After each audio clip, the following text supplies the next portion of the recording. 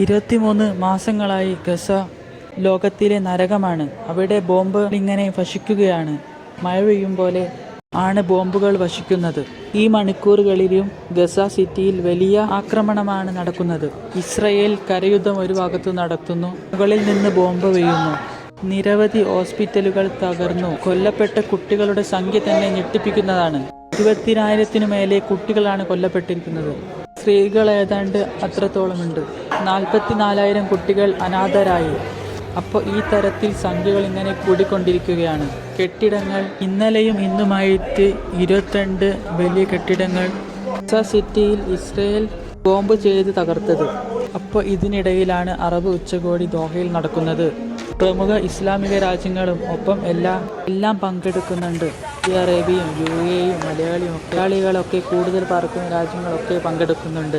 അതിശക്തമായി ഇസ്രയേലിനെതിരെ നീങ്ങാനുള്ള അഭിപ്രായങ്ങളാണ് ഉയർന്നു വരുന്നതെന്ന് അതിൽ കൃത്യമായി ഇസ്രയേലിന് മുന്നറിയിപ്പ് നൽകാനും